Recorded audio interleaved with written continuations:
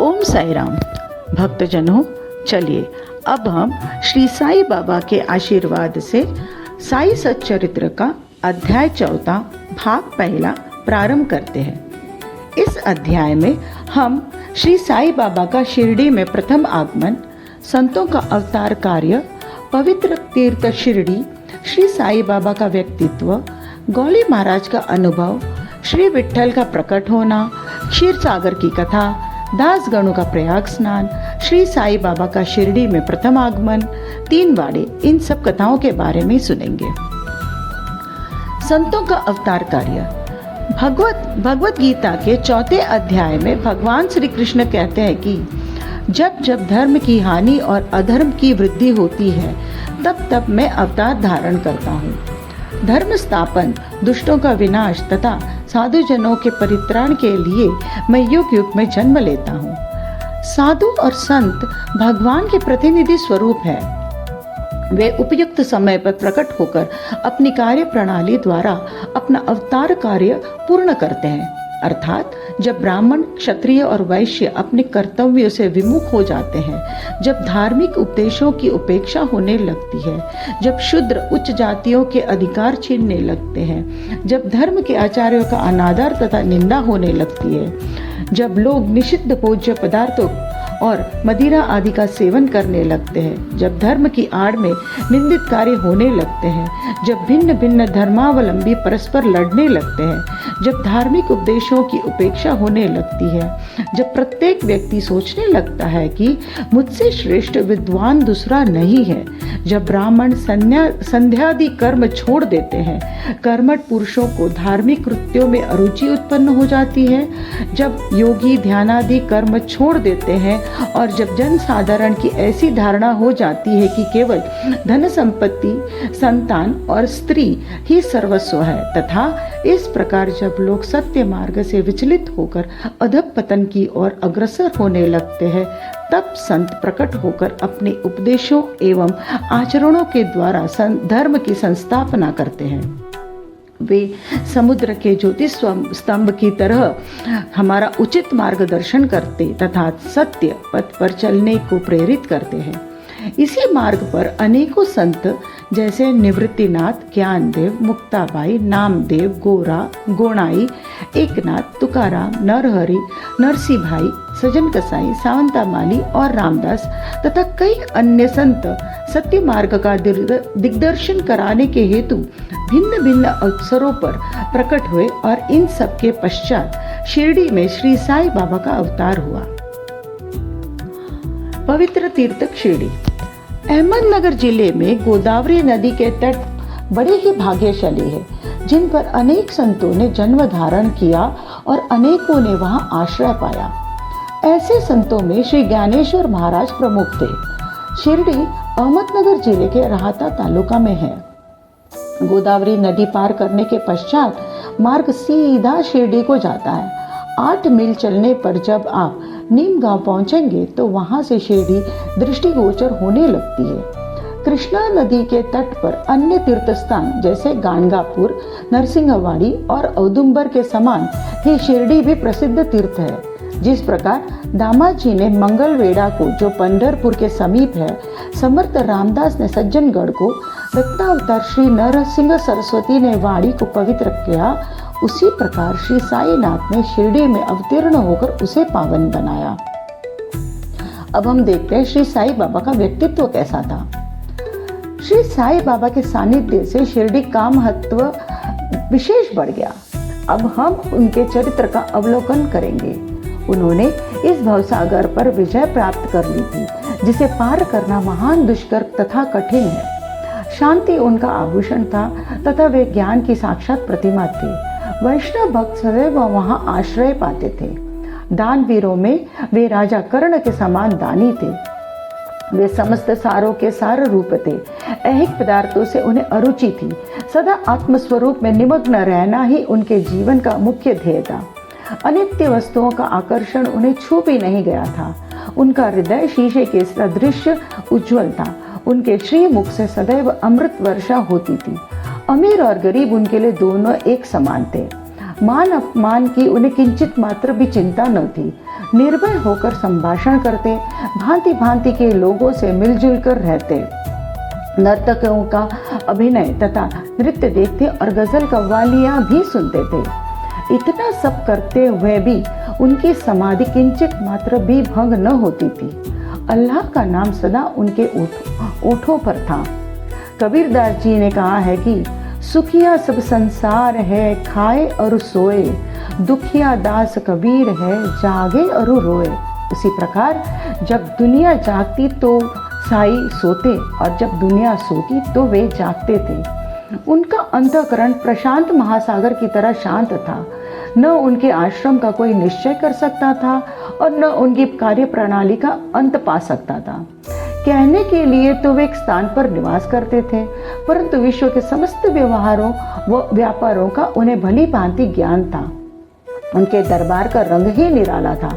वे प्रतिदिन अनेक किंवदंतियां कहते थे, परंतु उनकी अखंड शांति किंचित मात्र भी विचलित न होती थी। वे सदा मस्जिद की दीवार के सहारे बैठे रहते थे तथा प्रातः, मध्याह्न और सायंकाल लेंडी और चावड़ी की ओर वायु सेवन करने जाते तो भी सदा आत्मस्थित ही रहते थे। स्वतः सिद्ध होकर भी वे साधकों के समान आचरण करते थे। वे विनम्र, दयालु तथा अभिमान रहित थे। उन्होंने सबको सदा सुख पहुंचाया। ऐसे थे श्री साईं बाबा, जिनके श्री चरणों का स्पर्श कर शिरडी पावन बन गई।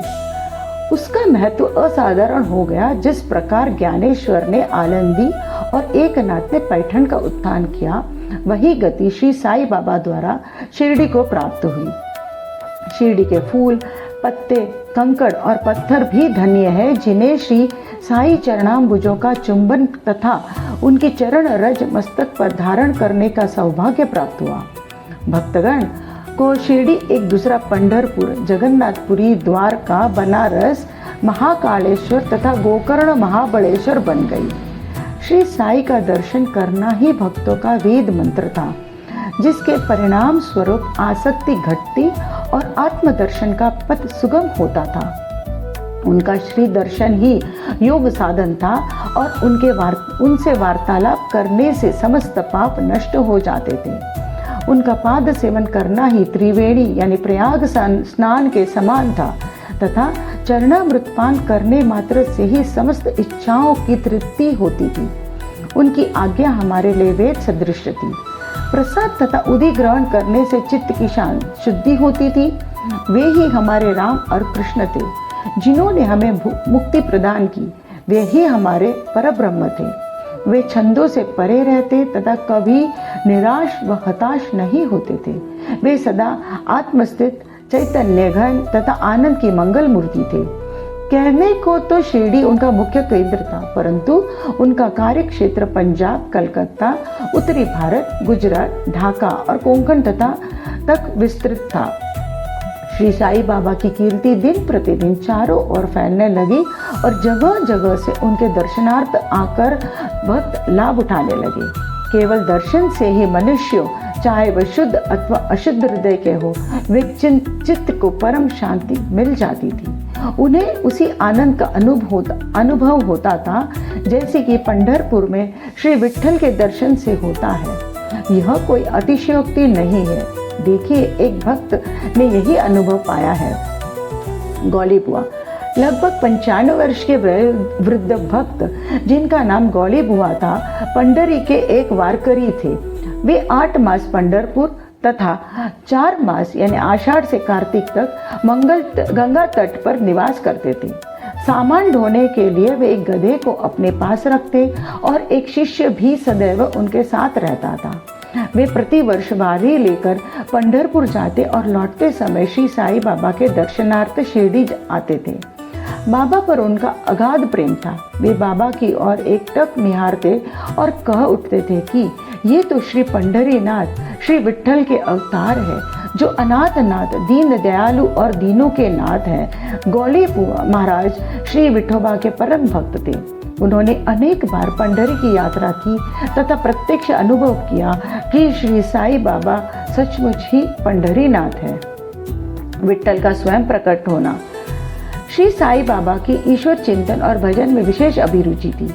वे सदैव अल्लाह मालिक पुकारते तथा भक्तों से कीर्तन सप्ताह करवाते थे। इसे नाम सप्ताह भी कहते हैं। एक बार उन्होंने दासगणों को कीर्तन सप्ताह करने की आज्ञा दी। दासगणों ने बाबा से कहा कि आपकी आज्ञा मुझे शिरोधार्य है, परंतु इस बात का आश्वासन मिलना चाहिए कि सप्ताह के अंत में विट्ठल अवश्य प्रकट होंगे।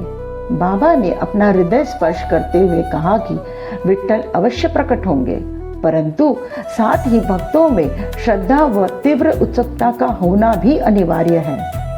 ठाकुरनाथ की डंकपुरी, विट्ठल की पंडरी, रणछोड़ की द्वारका यही तो है। किसी को दूर जाने की आवश्यकता नहीं है। क्या विट्ठल कहीं बाहर से आएंगे? वे तो यही विराजमान है। जब भक्तों में प्रेम और भक्ति का स्रोत प्रवाहित होगा तो विट्ठल स्वयं ही यहाँ प्रकट हो जाएंगे। सप्ताह समाप्त होने के बाद विट्ठल भगवान इस प्रकार प्रकट हुए। काका साहेब दीक्षित सदैव की भांति स्नान करने के पश्चात जब ध्यान करने को बैठे तो उन्हें विट्ठल के दर्शन हुए। दोपहर के समय जब वे बाबा के दर्शनार्थ मस्जिद पहुंचे तो बाबा ने उनसे पूछा, क्यों विट्ठल पाटिल आए थे ना, क्या तुम्हें उनके दर्शन हुए? वे बहुत चंचल है, उनको दृढ़ता से पकड़ लो। यदि थोड़ी भी असावधानी की तो वे बचकर निकल जाएंगे। यह प्रातः काल की घटना थी और दोपहर के समय उन्हें पुनः दर्शन हुए। उसी दिन एक चित्र बेचने वाला विठोबा के 25-30 चित्र लेकर वहां बेचने को आया।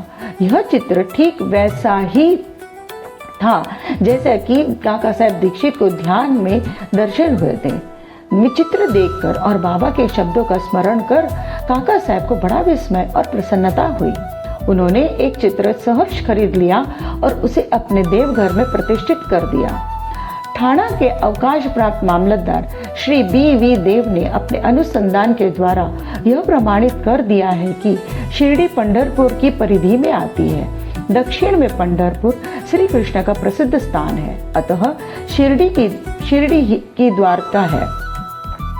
साई लीला पत्रिका भाग 12 अंक 1, 2, 3 के अनुसार द्वारका की एक और व्याख्या सुनने में आई है, जो कि नारायण अय्यर द्वारा लिखित भारतवर्ष का स्थायी इतिहास में स्कंद पुराण भाग 2 पृष्ठ 90 से उद्धृत की गई है।